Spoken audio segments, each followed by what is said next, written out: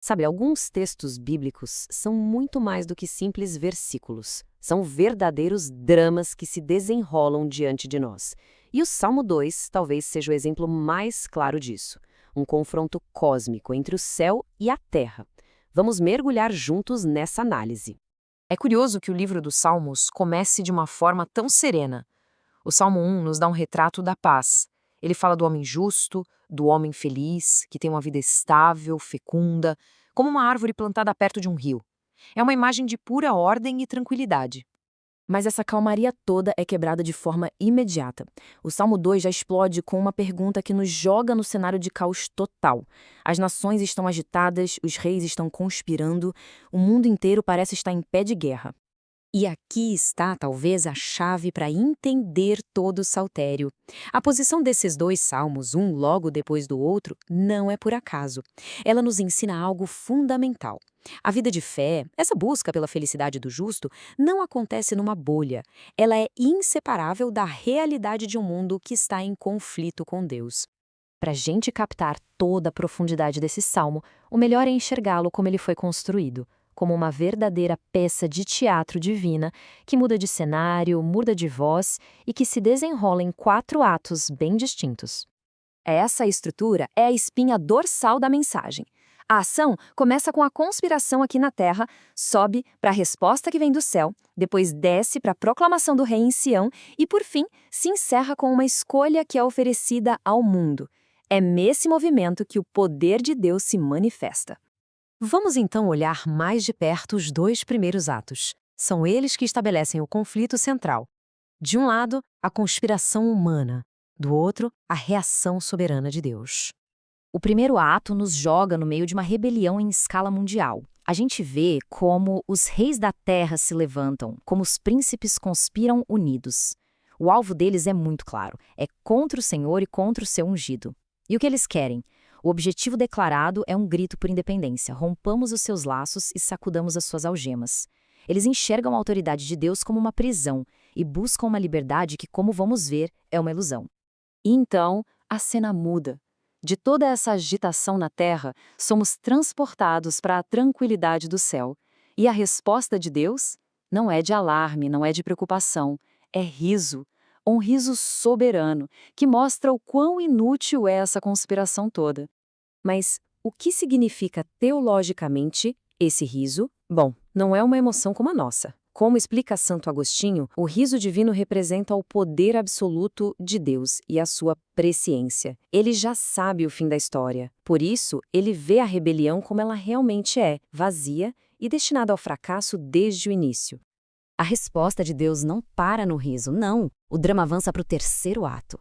Agora, o foco se volta para o Monte Sião e ao próprio rei, estabelecido por Deus, quem toma a palavra.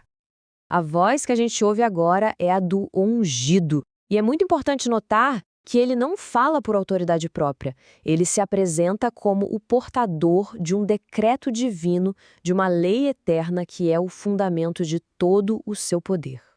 E é aqui que o decreto é proclamado. Tu és meu filho, eu hoje te gerei. No seu contexto original, lá atrás, o hoje se referia ao dia da coroação do rei da linhagem de Davi. Naquele ritual, o rei era como que adotado legalmente como filho de Deus, o que dava legitimidade divina ao seu reinado. Mas a profundidade dessa frase, ela vai muito, muito além disso. Isso aqui é um exemplo brilhante do que a tradição cristã chama de tipologia. O rei histórico de Israel era um tipo, uma figura que apontava para uma realidade muito maior, definitiva.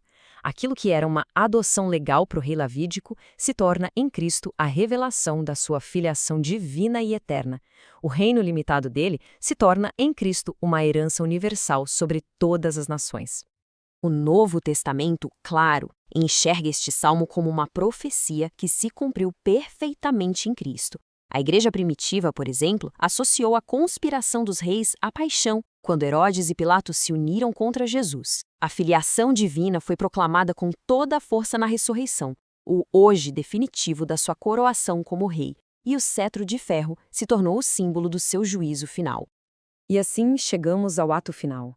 O interessante é que o drama não termina simplesmente com destruição, mas com um convite surpreendente. Uma escolha é oferecida justamente àqueles reis que antes estavam conspirando. E aqui o tom do salmo muda completamente. Ele se torna um apelo direto à sabedoria, apresentando dois caminhos. De um lado, o caminho da prudência. Sede prudentes, servi ao Senhor com temor, e o gesto de submissão, beijai o filho, que era uma forma antiga de jurar lealdade. O resultado? Encontrar refúgio. Do outro lado, o caminho da insensatez, continuar na rebelião e irritar o filho, o que leva a uma consequência inevitável e trágica: perecer no caminho. Esta linha contém um paradoxo belíssimo. Santo Agostinho tem uma explicação incrível para isso. Ele diz que o temor impede que a alegria vire orgulho e a alegria impede que o temor vire desespero. É a descrição perfeita da atitude do fiel diante da majestade de Deus, uma reverência cheia de alegria. Então, como esse drama todo se aplica hoje em dia? O conceito agostiniano do Cristo total nos ajuda a entender. A cabeça, que é Cristo, já está vitoriosa no céu. Mas o seu corpo, a Igreja, continua vivendo este drama aqui na Terra, enfrentando a hostilidade do mundo. A confiança da Igreja não está na sua própria força, mas na vitória que já foi conquistada pela sua cabeça. E assim, o Salmo fecha o círculo. Ele começou com a agitação do mundo, mas termina com uma bem-aventurança, uma felicidade que nos lembra muito o Salmo 1. A felicidade do justo não está em fugir do mundo, mas em encontrar abrigo no único lugar verdadeiramente seguro, o Rei ungido por Deus. A questão que fica para nós é: onde é que estamos buscando nosso refúgio?